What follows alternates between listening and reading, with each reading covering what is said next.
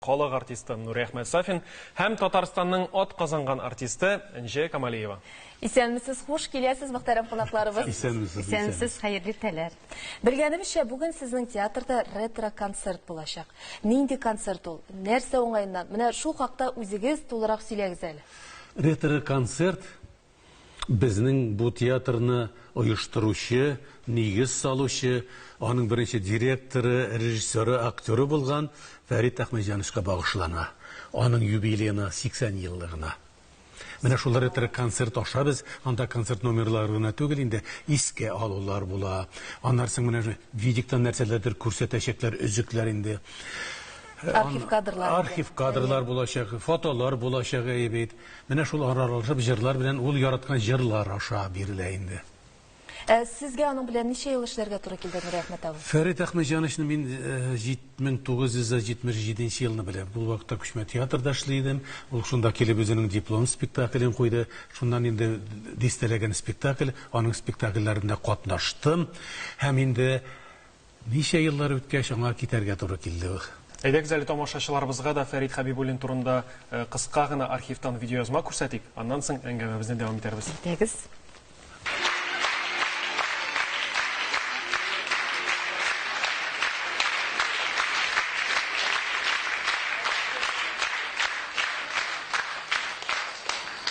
Дорогие друзья, хөрмәтле дуслар, сегодня Казанский татарский государственный молодежный театр впервые выступает на сцене театра драмы и комедии имени Тинчурина с постановкой спектакля по пьесе Шиллера «Коварство и любовь», постановки режиссера театра имени Галяскара Камала Рената Аюпова.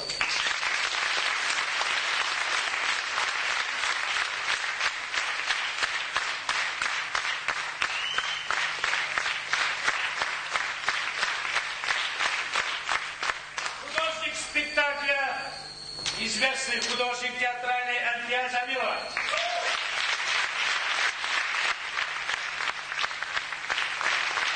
В спектакле роли исполняли народный артист Республики Татарстан Рахмат Сафин.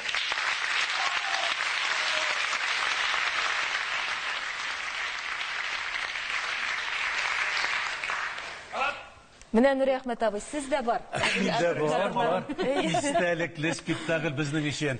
Ренат Хасанович безгә килеп эшли башлагач, шулайдыр бер артып берничә спектакль чыгарды. Бу Мәкер һәм мәхәббәт Шиллерның истәлекле Ренат Хасанович.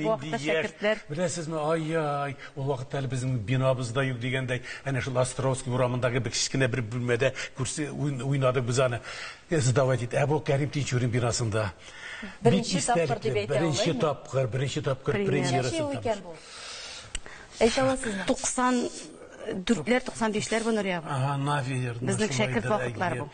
93-94-ләр түгел микән инде. Менә шулай итеп безгә килде, шушы әйберне куйды. Мин инде курыккан идем. Шиллер әйбере халыкка бара алырмы икән дип. Гастрольгә, татар халкына чыгып китте гастрольләргә, ура кабул итәләр. Чөнки андагы мәхәббәт, аларның кавышулары, аерылышулары, күз яшьләре, халык күз яше белән карады. Мин менә шунда шаккаттым. Классиканы халык яратмый дигән халык әйбет елап карады ул әйберне. Димәк, артистларда үтем уйнаган булып чыкты.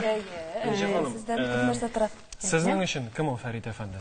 Без инде 95-нче елда килеп кирдек. Менә хәзерге вакытта театрда 25 ел эшлибез. Ләкин менә шушы Фәрит абый белән эшләгән 5 ел ничектер ул күңелгә бик тирән уелып калган. Театрда үткән юлларны үтсәң дә, һәр көнне дип әйтерлек без менә шулай җыелабыз да, аны искә алмаган, аның ниндидер әйтеп куйган сүзен бер мәктәп үттек без дөресен генә әйткәндә. Фәрит абый театрыбызда менә без яшь артистлар килеп кирдек. Нурия абый әйткәнчә инде ишекләрне ачып, сәхнәле театрга килеп кирмәдек бит без. Шулай булсак та, шушы театрга килеп тә кирдек, киндегебез белән шушы театрга биректек тә без. Менә шуны менә хәзер әйтәсем килә, ышандырган шулай булгач Фәрит абый ышандырган.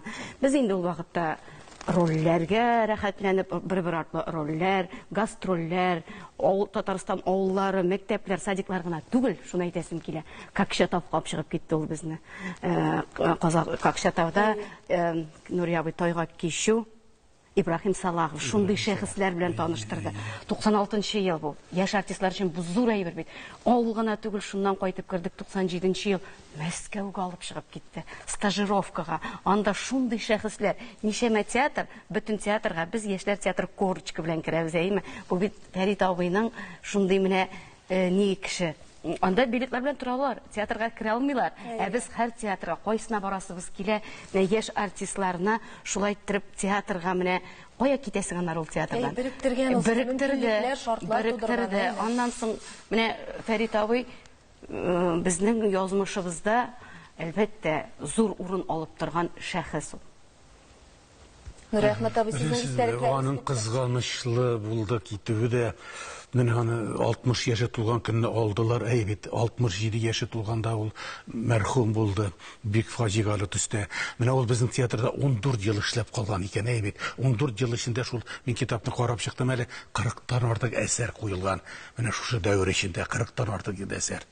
Ә инде аның беренче килүе театр оештырабыз дип минем эшләгән урынга тасма кылуына килүен дигән, килгән вакытта 46 яшь булган икән. Минем яшьтә булган.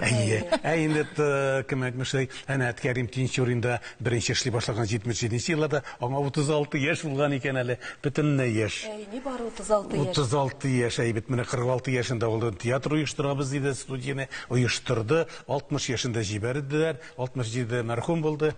Ә шушы вакытта нинди әйбер эшләгән, 40 якты эз калдырды, нинди күч әйбер күп. Беләсезме сез, 44 әйберне кую бит ул вакытта, ул бит эшләп барган машина түгел, аның акчасын табасы, каян табасы. Без бит әле аның ичендә шушы студия буларак яшәдек 4 ел. Шушы студия буларак безгә бит акча юк, бирүче кеше юк. Менә инде акча табып, әсәр чыгару, киемнәргә, реквизитларга, башкасына һәм шул студия чорында ул безне Волгоградка алып барды. Волгоградка гына алып бармады, ул дөресен әйткәндә безгә дөнья күрсәтте.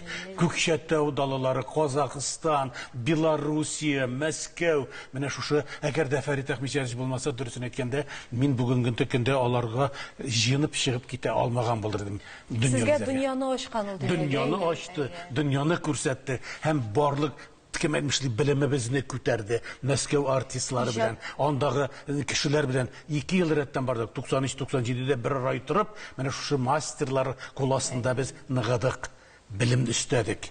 Нурәхмәт абый, китап турында да әйтеп киттегез. Нинди китап турында әйтәсем килә, беләсезме? Ул бездән эшләү дәверендә аннарсын нидә аспирантурада укыды. Мин моны күптән түгел генә табып алдым һәм шаклар каттым, безгә әйтмәде ул. Менә монда 20-нче гасыр мәдәният һәм татар театры, халыкара фәнни-гамәли конференция материаллары, татар театрының 100 еллыгына багышланган конференциялар. Менә Фәрит Әхмәтҗанов кайсы якка күрсәтеп, аның мәкаләсе. Беләсезме? Фәрит Әхмәтҗанов режиссер, татар-рус театрының мөнәсәбәтләре 1895-1917 еллар. Ул әйтә инде, безнең татар театрының дөресен әйткәндә, Кариев, Сәхип Җамал, Волжский диләр, ә менә ул татар театры 1800 елларда инде Мәскәүдә безнең Ансаф Тихомиров дигән безнең татарыбыз булган. Ул вакытта инде Станиславский, Немирович Данченко, аннарсын Мейрхольдлар белән эшләгән кеше. Беләсезме сез? Шул вакытта әсәрләр куйган, режиссер булган, актер булып та уйнаган. Менә шушы турында ул элгәрге замандагы актерларны казып чыгара. Чын татарлар кайчан эшли башлаганнар. Димәк, ул тарихны да белгән. Ничек кенә белгән, мин аның вакытны ничек шулай бүлә алды икән, ул беләсезме? Ул бит театрга сәгать 8-гә килә, төнге 10-да китә иде. Фидакар кеше. Ә ничек шуларда аспирантурада укый алганда ул? Менә шулар өчен 30 ел җыйдым материал дигән. Менә монда язып чыккан. 30 ел. 30 ел. Димәк, менә бу истәлекләр, матур хатирәләр барысы да ретро концертта да булачак. Тамашачыларыбызны чакырып калабыз. Безнең Фәрит абый үзе шундый бер матур тарих булып театрыбызга кирип калды. Ретро концерт турында бер күз әйтеп алайм әле, Нурия абый. Ретро концертыбыз безнең менә Нурия абый әйткәнчә инде театрның тарихы, Фәрит абый турында кызыклы вакыйгалар, аның ничек театрга килгәне, инде ретро концертта театр артистлары җырлыйлар. Инде бу һәрбер җыр, ул бер спектакль шикелле, аны тамашачы кабул итәчәк. Шуңа күрә тамашачыларыбызны чакырабыз. концерт бик үзенчәлекле. Концертыбызның режиссеры, театрыбызның баш режиссеры Ринат абый.